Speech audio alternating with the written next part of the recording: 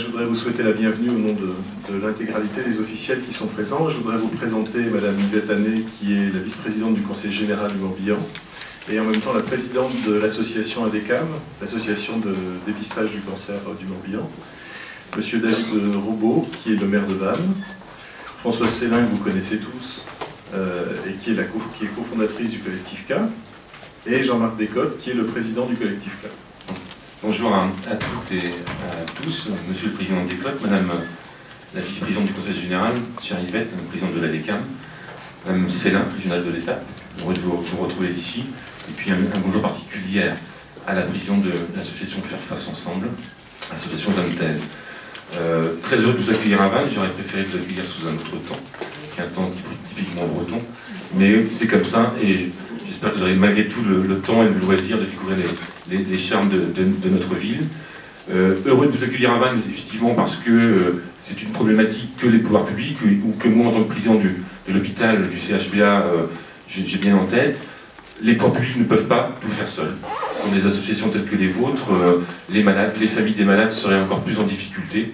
Donc il appartient au pouvoir public, dans la mesure du possible, de vous accompagner, de vous aider, soit financièrement, soit au niveau matériel. C'est ce que nous essayons de faire à la mairie de Vannes depuis plusieurs années. Les retours des familles que nous pouvons avoir effectivement sont très importants. Voilà, sans les associations, nous n'aurions pas pu affronter la maladie de la façon dans laquelle nous l'affrontons. Et qui plus est, quand il y a une guérison, effectivement, et comment les gens après peuvent s'investir au niveau associatif, on s'aperçoit effectivement que beaucoup de familles qui sont passées par la maladie, soit eux-mêmes, soit à travers un membre de leur famille, après font le choix d'investissement associatif. Je pense que c'est très très important. Donc on aura aussi le plaisir d'accueillir à Vannes au mois d'octobre, le 6 octobre prochain, les rubans de l'espoir. Donc voilà, Vannes est à vos côtés, Vannes a besoin de vous, donc je vous souhaite d'agréables travaux pendant 2 jours, en espérant effectivement que ces échanges entre présidents, entre bénévoles d'associations, vous permettront de repartir sur vos communes, sur vos territoires, avec des expériences supplémentaires, des expériences complémentaires qui vous feront avancer. Merci. Bonjour à tous. Je vous souhaite la bienvenue également à Vannes, département du Morbihan, au nom de François Goulard, notre président. Donc moi j'ai préparé un petit texte dont je vais vous faire part. Le sujet qui vous réunit ici pendant 2 jours nous concerne tous. Qui n'a pas dans sa famille, dans ses relations, dans ses amis, eu à faire face à la maladie du cancer à un moment ou à un autre de sa vie. Quelles que soient les circonstances, ces moments partagés sont toujours éprouvants. Nous pensons parfois à tort que le cancer n'arrive qu'aux autres. Eh bien non, dans chaque famille. Chacun d'entre nous peut avoir à y faire face. En France et dans le Morbihan, nombreuses sont les associations qui interviennent en prévention, en sensibilisation ou encore en accompagnement des malades et de leurs familles. Les associations que le Conseil général et plus largement les collectivités accompagnent tout au long de l'année sont omniprésentes sur l'ensemble de notre territoire. Je ne pourrais pas les citer toutes, mais je pense à Faire Face Ensemble, que je salue, à la Vantaise, à la Lorientaise, et depuis l'année dernière à la Ploermelaise également. Ces associations rassemblent des milliers de femmes pour sensibiliser au cancer féminin, ou encore je pense à la Hulotte, association spécialisée dans le cancer des enfants. Je citerai également la DECAM, car l'action en amont est d'une importance capitale. Chacune à leur niveau œuvre pour prévenir, informer, mais aussi récolter des fonds pour la Ligue contre le cancer ou les associations d'accompagnement des malades. Leur concours est complémentaire du travail fantastique de tous les médecins et des organismes chargés de la politique santé. Une personne qui garde le goût de prendre soin d'elle, de conserver une activité physique durant la maladie, franchit déjà un obstacle majeur, l'envie de poursuivre le combat contre la maladie. Je souhaite rendre un hommage à tous ces bénévoles qui aident les malades à garder leur dignité et l'espoir de guérir. Les derniers chiffres annoncent que le nombre de cancers augmente, Par contre, leur nombre mortel est en récession. Même si c'est une bonne nouvelle, il ne faut pas lâcher notre combat collectif et maintenir la lutte contre le cancer comme une priorité nationale. Durant 2 jours, vous, les médecins, les associations, les organismes de santé, allez partager ensemble des ateliers de travail, des conférences, des tables rondes pour établir une feuille de route, des actions prioritaires à mettre en œuvre dans les mois à venir. Vous allez ensemble partager vos expériences, les informations sur les avancées médicales sur la maladie. Peut-être allez-vous également mettre en avant de nouveaux principes de précaution ou de nouvelles méthodes dans les relations entre partenaires pour gagner du temps ou limiter les risques. Sachez que le Conseil général du Morbihan est à vos côtés et reste à votre écoute pour vous aider à mettre en œuvre, dans la limite de ses compétences, tous les moyens pour gagner le combat contre la maladie et améliorer les actions pour davantage d'efficacité. Nous avons confiance en vous pour faire avancer les choses dans l'intérêt des malades et de leurs familles. Je vous souhaite à tous un excellent séminaire de travail et je vous remercie de votre attention. Bonjour à tous. Je vais faire comme Madame la vice-présidente du Conseil général, je vais lire un petit texte. Monsieur le maire, Madame la vice-présidente du Conseil général du Morbihan, Mesdames et Messieurs les présidents d'associations, Mesdames et Messieurs les représentants des institutions publiques. C'est avec une immense joie et un réel plaisir qu'en tant que président du collectif K, j'ouvre cette 2e rencontre nationale des associations impliquées dans la lutte contre le cancer. Je remercie vivement M. David Robot, maire de Vannes, d'avoir mis sans peine à notre disposition cette merveilleuse salle du Palais des Arts et des Congrès, et M. le Président du Conseil général, François Goulard, de son soutien financier afin que ces rencontres puissent avoir lieu. Et je remercie également l'Office du tourisme de Vannes pour avoir participé à la réussite de ces journées. Nous savons tous ce que c'est que le cancer aujourd'hui, à quel point il frappe tous les âges, toutes les couches de la population, et reste, malgré les progrès de la médecine, la première cause de mortalité en France. Ce qui me surprend le plus, c'est la divergence entre celui qui, parce qu'il est impliqué au quotidien dans une lutte collective, parce qu'il est renseigné au contact des médecins, au fait des dernières avancées thérapeutiques, voit le cancer comme la maladie à combattre, et celui qui vit sa maladie et qui parfois se retrouve bien démuni face à l'adversité. Bien sûr, le traitement est là, les médecins veillent, la technologie facilite. Mais entre les cures, quand tout va mal, quand le moral est au plus bas, quand il n'y a plus de main tendue ou de regard compréhensif, et après le cancer, quand notre entourage, nos amis, nos collègues, voudraient que tout redevienne comme avant, comme si rien ne s'était passé.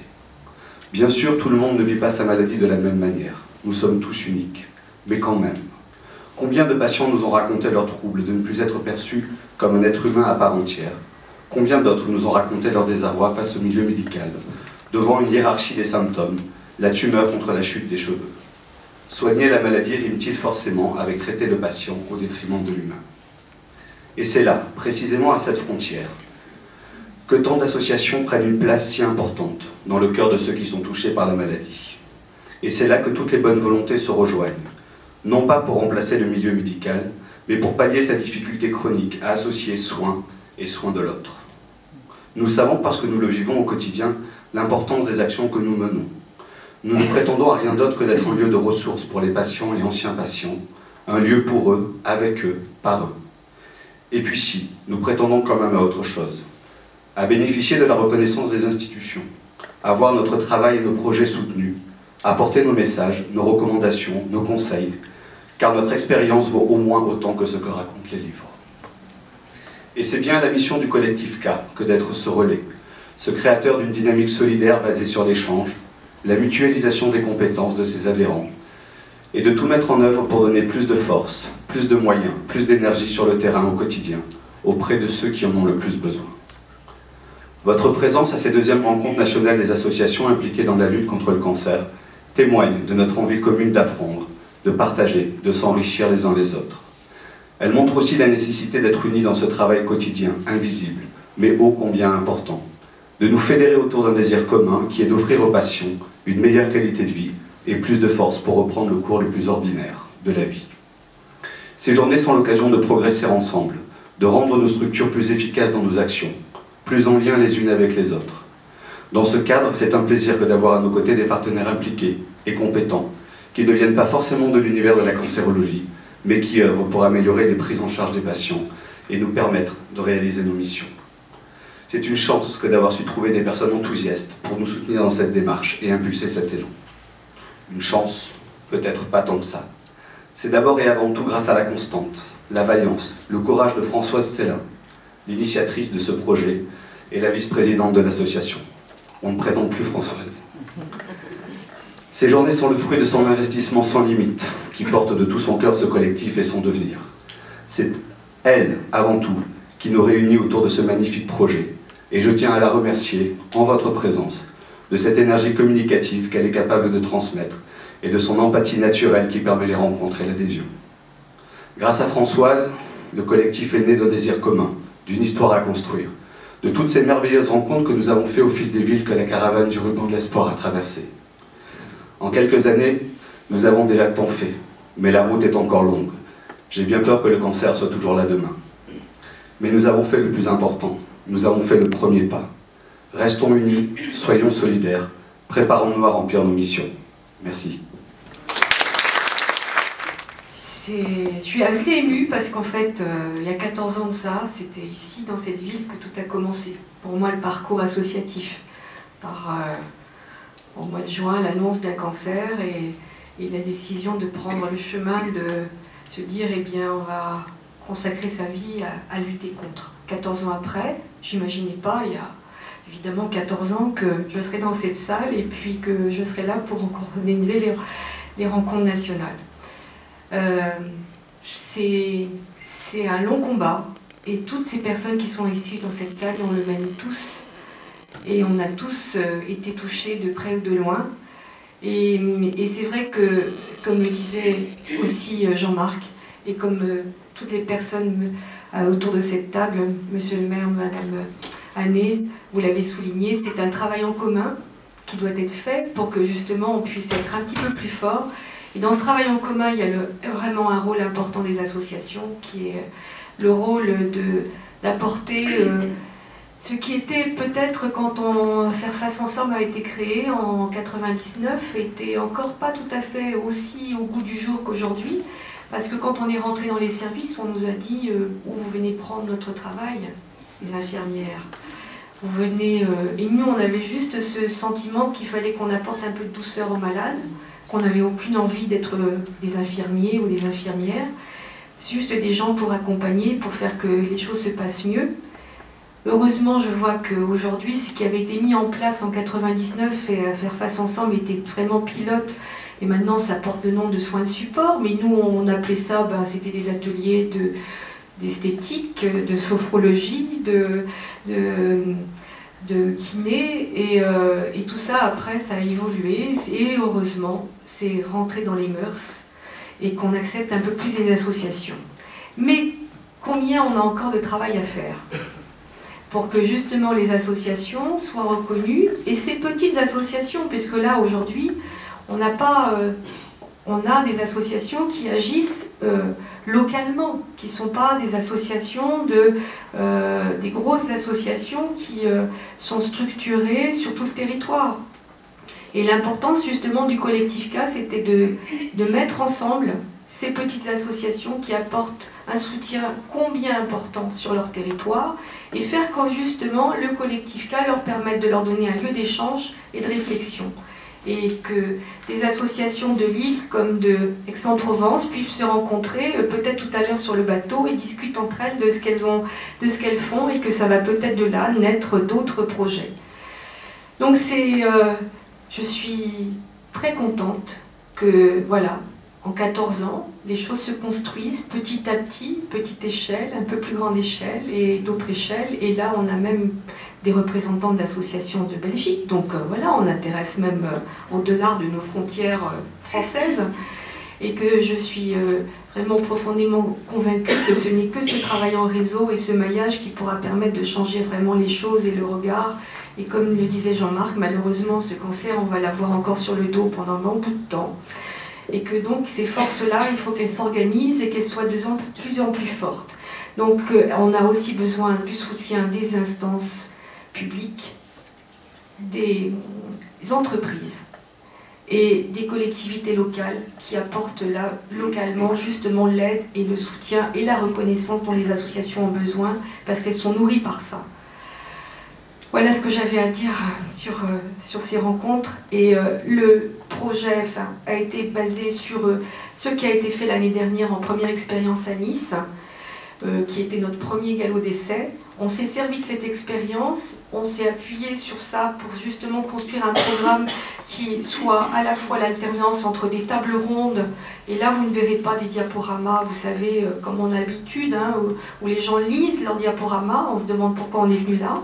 Là c'est des tables rondes, et puis c'est Olivier Mariotte qui sait pertinemment bien faire ça, qui va pouvoir les animer pour que ce soit vraiment un dialogue, à la fois pour les intervenants et à la fois avec la salle. Et cet après-midi, ce sont des ateliers où certains se sont inscrits, donc je le signale, ceux qui ne sont pas inscrits peuvent encore aller s'inscrire pour les ateliers qui auront lieu cet après-midi. Et demain, on aura une autre matinée très intéressante sur les facteurs de risque environnementaux en lien avec le cancer. J'ai juste le regret de vous annoncer que Joël Labbé, le sénateur qui devait venir, ne peut malheureusement pas. Il est rentré de Rio, il était au sommet, et là il a été obligé de rappeler. Il est sur Paris mardi, donc j'ai été prévenue hier. Mais nous aurons André Sicolela et d'autres associations européennes qui seront là pour présenter aussi ce volet et le rôle des associations, même quand on est impliqué dans l'accompagnement, on a réellement un vrai besoin de s'intéresser sur les causes. Donc c'était aussi important qu'on parle de ça sur ces 2 jours.